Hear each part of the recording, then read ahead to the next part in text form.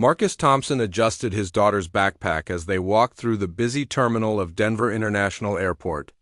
His wife, Sarah, pushed their luggage cart while their two children, 10-year-old Maya and 7-year-old Jordan, walked between them.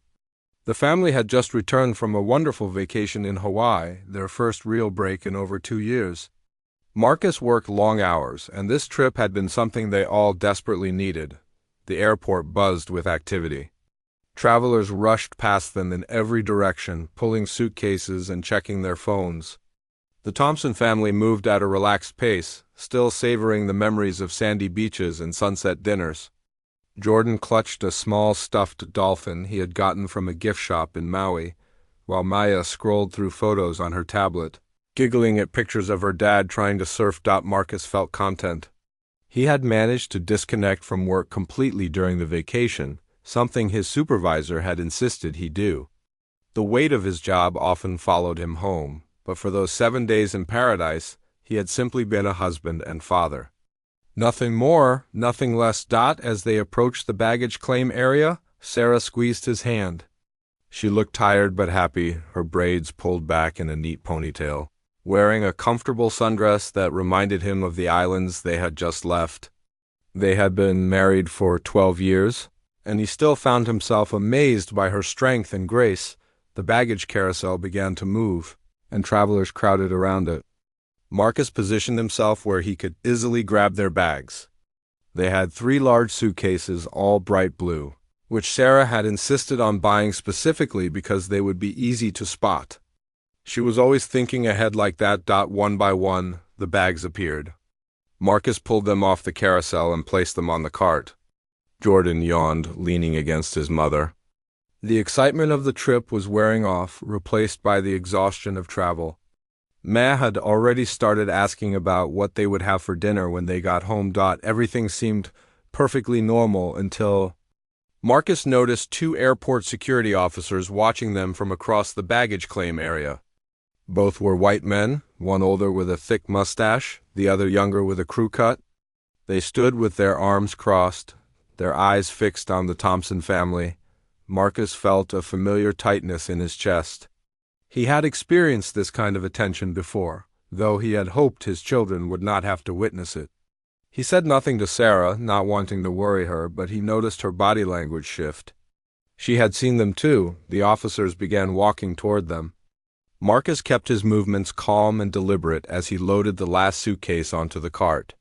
He told himself there was probably a reasonable explanation. Maybe they were just doing routine checks. Maybe they were looking for someone else entirely. The older officer with the mustache spoke first. His voice was loud enough that several other travelers turned to look. "Excuse me, sir. We need to see some identification." Marcus took a slow breath. Maya and Jordan had stopped what they were doing, both children looking up at the officers with wide eyes.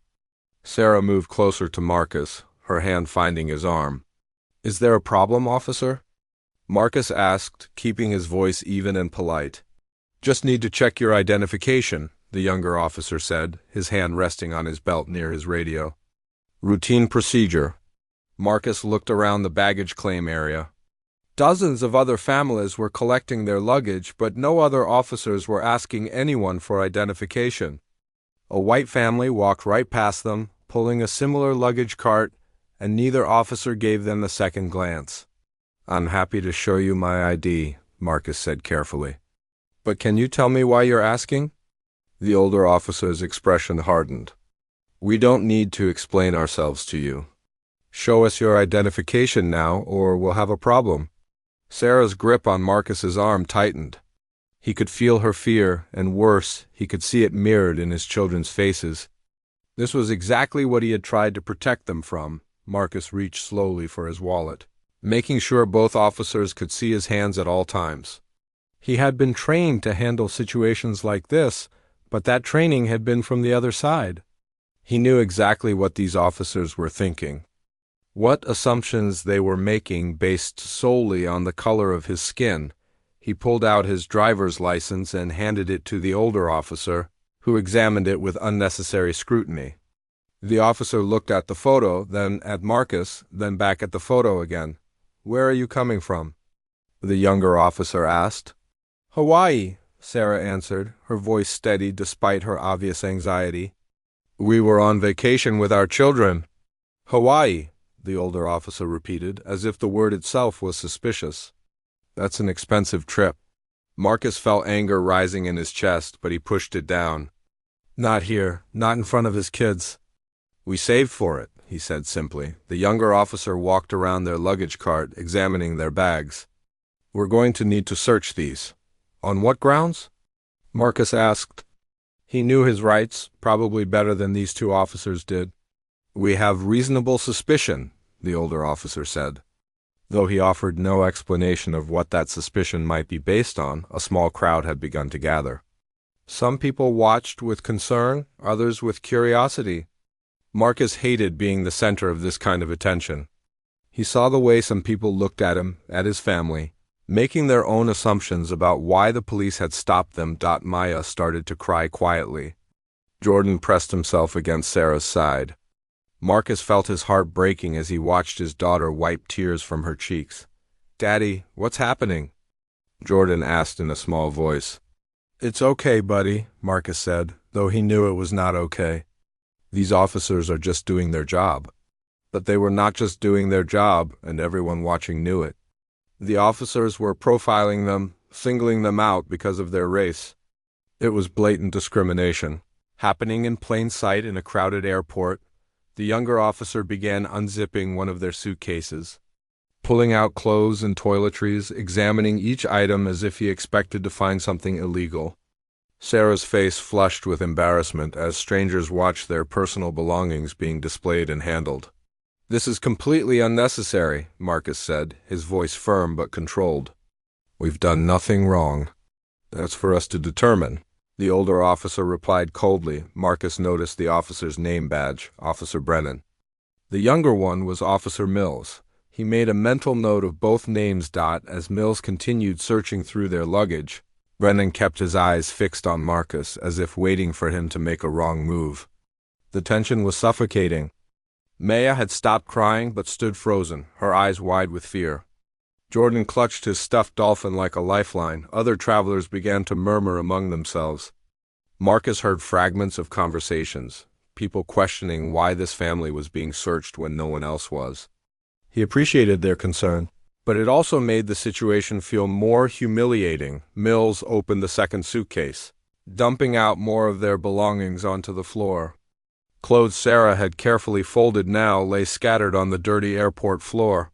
Souvenirs they had bought for relatives were examined and tossed aside carelessly. Is this really necessary? Sarah asked, her voice cracking slightly. Our children are scared. Should have thought about that before you tried to travel with suspicious luggage, Brennan said. What exactly is suspicious about our luggage?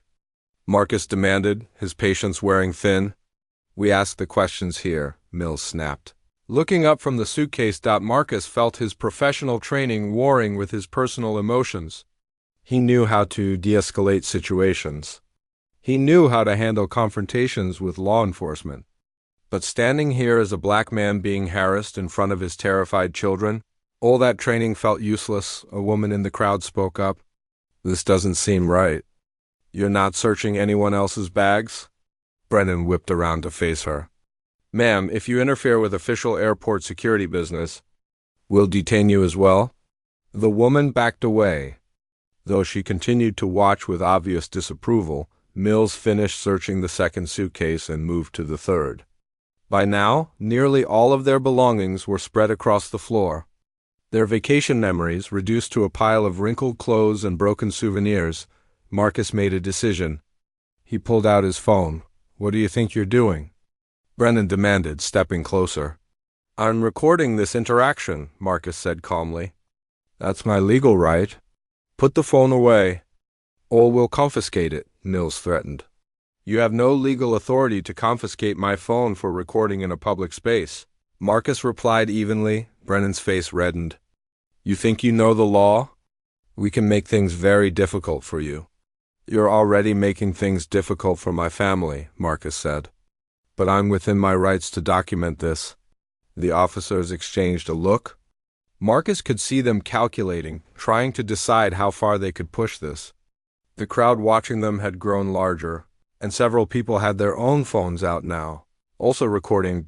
Mills stood up from the third suitcase, having found nothing. "We're going to need you to come with us for additional questioning." Sarah gasped. "You can't be serious." "We're very serious," Brennan said. "All of you." "Come with us. On what charges?" Marcus asked. "We don't need charges for questioning," Mills said. "Let's go." Maya began crying again, harder this time. Jordan L. The interrogation room was cold and windowless, with gray walls that seemed to close in on them. A metal table sat in the center with 4 chairs around it.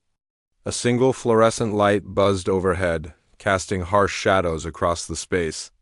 Marcus had been in rooms like this before, but always on the other side of the investigation. Officers, Brennan and Mills, directed the Thompson family to sit on one side of the table while they remained standing. Sarah pulled Maya and Jordan close to her, both children now silent with fear. Jordan's stuffed dolphin had been left behind with their luggage, and he kept reaching for it instinctively, his small hand grasping at empty air. Marcus placed his phone on the table, still recording. Brennan stared at it with obvious irritation but said nothing. "Let's start from the beginning," Mills said, pulling out a notepad. "What were you doing in Hawaii?" "I already told you," Sarah said, her voice tight with controlled anger. "We were on vacation." "A vacation?" Brennan repeated slowly. "That's a lot of money for a vacation. Where did you get that kind of money?" Marcus felt his jaw clench. "We saved it." "From our jobs?" "Like millions of other families who go on vacation." "What kind of jobs?" Mills asked, pen poised over his notepad. "I'm a nurse," Sarah said. "I work at Presbyterian Hospital.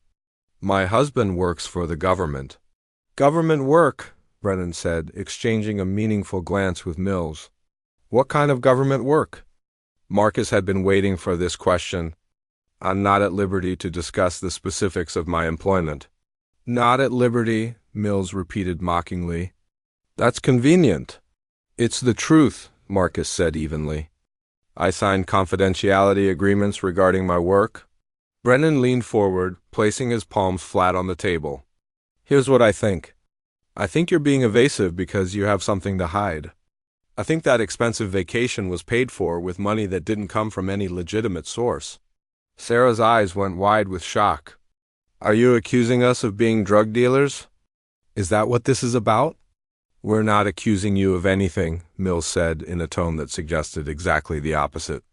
"We're just trying to understand how a family like yours can afford a trip to Hawaii." "A family like ours?" Marcus repeated slowly. The words hung in the air, their meaning crystal clear to everyone in the room. Maya, who had been silent until now, spoke up in a small voice. "We saved money in a jar. Daddy showed us. Every month we put money in the vacation jar."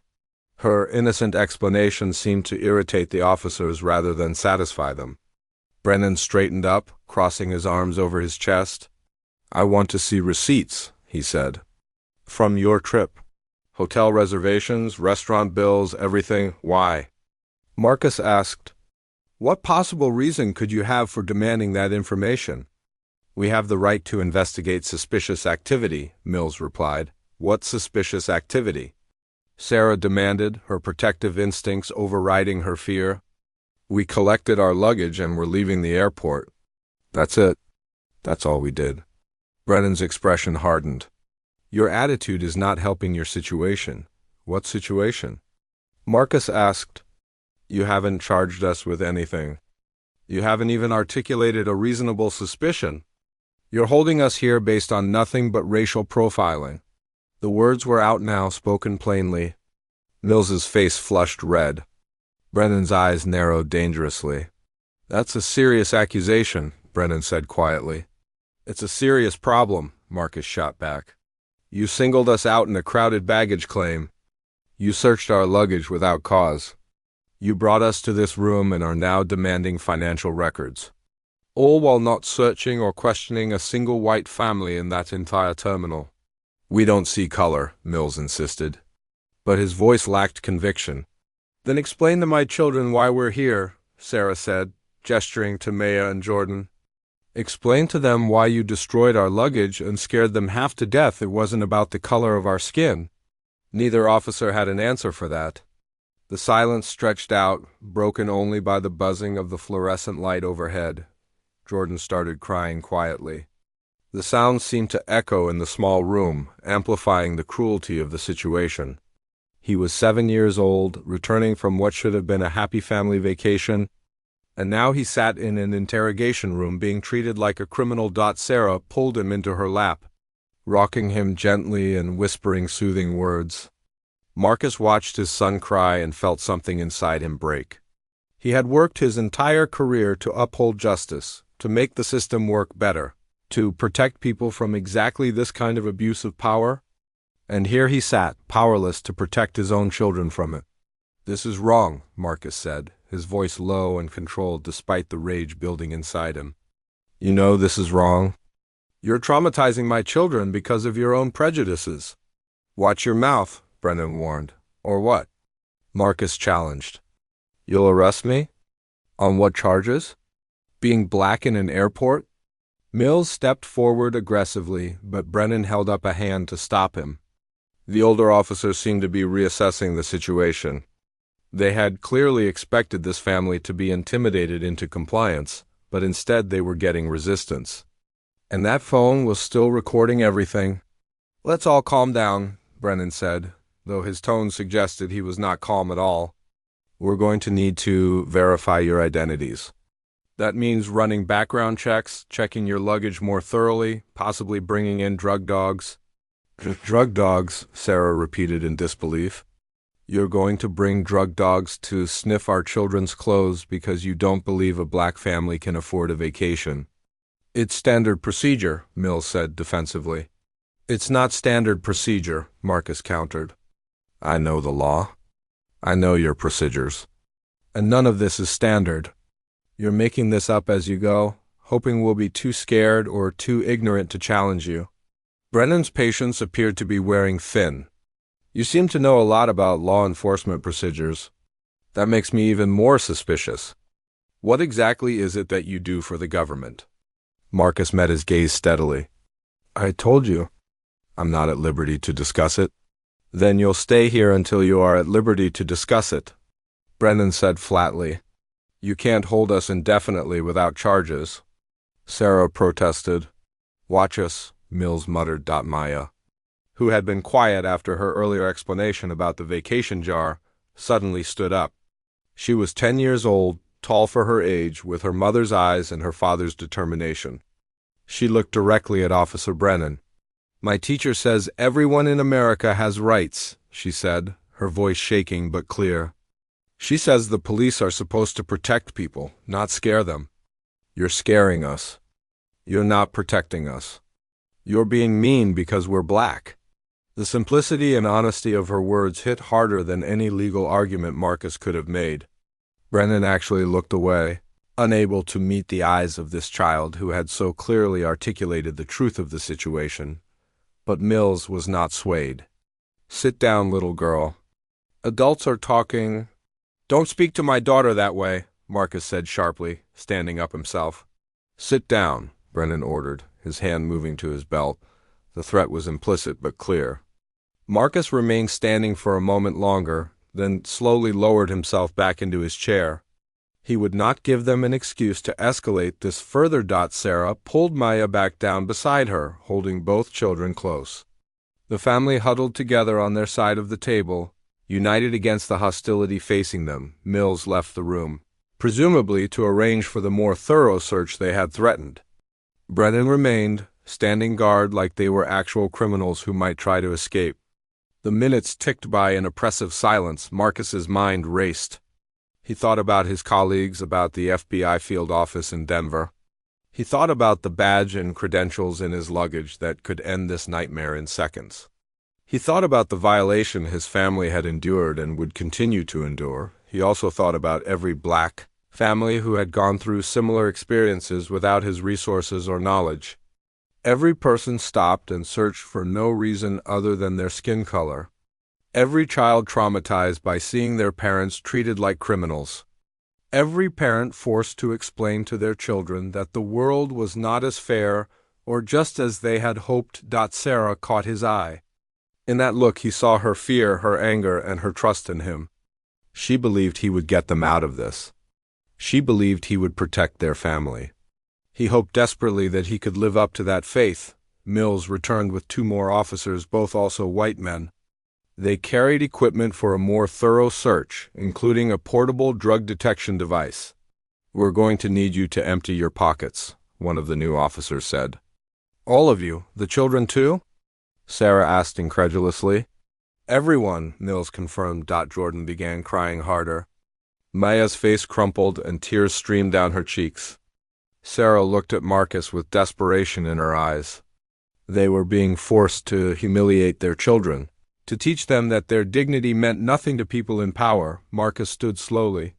He emptied his pockets onto the table. His wallet, his keys, some loose change, a stick of gum. Sarah did the same, her hands shaking. The children had nothing in their pockets except a few shells Maya had collected from the beach in Hawaii. The new officers examined each item meticulously, even the children's shells. They swabbed everything with their detection equipment, looking for traces of drugs or explosives. Of coup. Officer Mills looked like he wanted to physically force Marcus to comply, but the presence of the recording phone seemed to hold him back. Brennan pulled out his radio, speaking in low tones to someone on the other end. Marcus caught fragments of the conversation, references to uncooperative suspects and requests for supervisor assistance. 10 minutes passed in tense silence. Sarah continued to comfort their children, though she looked exhausted from the emotional strain. Jordan had cried himself into hiccups, and Maya stared blankly at the table, seemingly in shock. Marcus remained standing, his arms crossed, refusing to be intimidated. The door finally opened, and a tall woman in her 50s entered the room. She wore a suit rather than a uniform, and she carried herself with unmistakable authority. Her name badge identified her as Sharon Martinez, Director of Airport Security. She looked around the room, taking in the scene with sharp, intelligent eyes. "Someone want to tell me what's going on here?" Martinez asked, her tone suggesting she already had a good idea and was not pleased about it. Brennan straightened up. "Ma'am, we stopped this family based on suspicious behavior and have been conducting a routine security check." "Suspicious behavior?" Martinez repeated slowly. She looked at the Thompson family, at the 2 frightened children and their protective parents. "What suspicious behavior?" Mills jumped in. "They were acting nervous at baggage claim. Seemed evasive when we approached them. Is that true?" Martinez asked Marcus directly. "No," Marcus said firmly. "We collected our luggage after returning from vacation in Hawaii. These officers approached us without cause, demanded identification, searched our bags in front of a crowd, and then brought us here for interrogation. They've threatened to bring drug dogs, demanded financial records, and suggested we're criminals based solely on the fact that we're a black family who took a vacation." Martinez's expression remained neutral, but Marcus could see anger flashing in her eyes. She turned to Brennan. "Did you find any contraband in their luggage?" "No, ma'am, but did you find anything illegal at all?" Not yet, Martinez interrupted. "So you detained a family with 2 young children based on no evidence of any crime." "We were following our instincts," Mills protested. "Something felt off about them." "Something felt off," Martinez said, her voice dripping with sarcasm. "And what exactly was it that felt off? Was it perhaps the color of their skin?" Brennan's face went red. "That's not fair. We don't profile, don't you?" Martinez looked at the destroyed luggage spread across the room, at the crying children, at the recording phone still on the table. "Because from where I'm standing, this looks exactly like racial profiling." She turned to Marcus and Sarah. "I apologize on behalf of Denver International Airport. This should never have happened. You're free to go immediately." "Wait," Mills protested. "We haven't finished our investigation." "There is no investigation," Martinez said sharply. "There never was. You stopped a family for no reason, harassed them, and traumatized their children. This is over. Brennan looked like he wanted to argue, but Martinez's expression left no room for debate. She was clearly furious, though she was maintaining professional composure. I want their names, Marcus said quietly.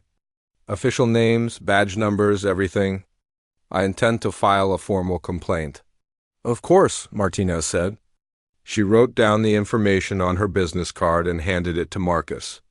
I'll be filing my own report about this incident. I want you to know that this is not how we operate, not how we train our officers. And yet it happened, Sarah said, her voice trembling with barely contained emotion. It happened to us, and it's probably happened to countless other families who didn't have the knowledge or resources to fight back. Martinez nodded slowly. You're right. And that's something we need to address systematically. But right now, let me help you get your family home. She personally escorted them out of the interrogation room, past several other security officers who watched with curious expressions. Word had apparently spread about the incident.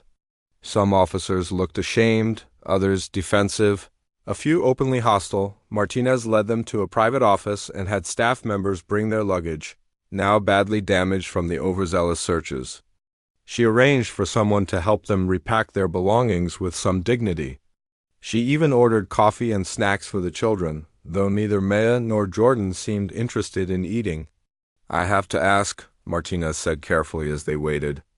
Your wife mentioned you work for the government.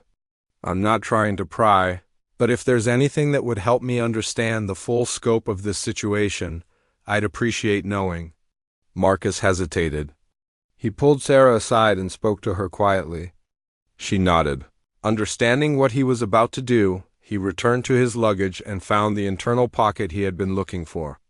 He pulled out his FBI credentials and badge, showing them to Martinez. Her eyes went wide. You're an agent? Special Agent Marcus Thompson, he confirmed. I work out of the San Diego field office. Counterterrorism Division? Martinez sat down heavily in her chair. Those officers detained an FBI agent. They harassed an FBI agent and his family. They detained a black family, Marcus corrected gently. The fact that I'm an FBI agent shouldn't matter. What happened to us was wrong whether I carry a badge or not. You're absolutely right, Martinez said quietly. She looked genuinely shaken. But they're going to lose their jobs over this? Brennan and Nils both. I'll make sure of it. Good, Sarah said firmly. Because the next family might not have an FBI agent as a father. The next family might not know their rights or have the confidence to stand up for themselves. Those officers will do this again if they're not stopped? Martinez nodded. I promise you, they won't get that chance. I'm going to recommend immediate termination and that their actions be reported to the appropriate authorities for possible civil rights violations. Marcus felt no satisfaction in hearing this. He was not vindictive by nature, but he also knew that accountability was necessary. Officers like Brennan and Mills operated in a system that protected them, that allowed their prejudices to flourish unchecked. If they did not face consequences, nothing would ever change. A staff member returned with their repacked luggage. It was not as neat as Sarah had originally packed it, but at least their belongings were back in the suitcases. The vacation souvenirs looked sadder now, reminders of a trip that had ended so badly. Martinez arranged for a private escort to walk them to their car, bypassing the main terminal to avoid any further incidents. As they walked through the quiet corridors of the airport's administrative section, Jordan finally spoke. Daddy, why did those police officers hate us? The question hit Marcus harder than anything the officers had said or done. He stopped walking and knelt down so he was at eye level with his son. They didn't hate you, buddy, Marcus said, though the words felt hollow even as he said them. They made a mistake. They judged us based on how we looked instead of who we are.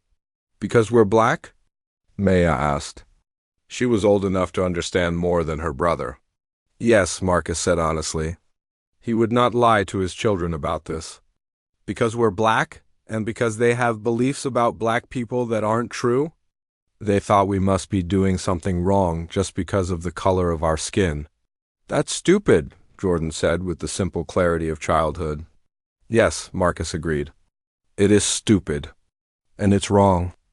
And it hurt us, but we stood up for ourselves. We didn't let them make us feel bad about who we are. I'm proud of both of you, Sarah added, pulling the children close. You were so brave. Even when you were scared, you were brave. They continued walking. The escort led them to a private exit where their car was parked in long-term parking. Martinez had even arranged for someone to bring the car to them so they would not have to walk through the parking structure before they left. Martinez gave Marcus her direct phone number. I mean it when I say I want to make this right.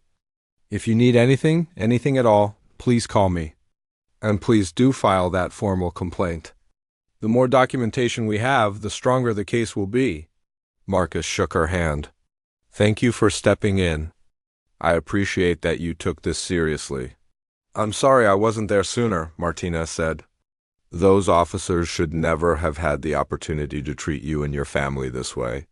As they loaded their damaged luggage into the car, Marcus felt the full weight of exhaustion finally hit him. His hands shook as he closed the trunk. Sarah came around and put her arms around him, and he held her tight. Both of them processing what had just happened. The drive home was quiet. Maya and Jordan fell asleep in the back seat, worn out from crying and fear. Sarah stared out the window, occasionally wiping tears from her eyes. Marcus focused on the road, his mind replaying the incident over and over. When they finally pulled into their driveway, the house looked exactly the same as when they had left it. The same garden, the same painted fence, the same familiar porch. But everything felt different now. The safety and security they had felt before seemed like an illusion that had been shattered. They carried the sleeping children inside and put them to bed. Maya awoke briefly as Marcus tucked her in. Daddy, she whispered. Are we safe now? The question broke his heart. Yes, baby. You're safe. I promise. But as he said it, he wondered if it was true. They were safe in their home.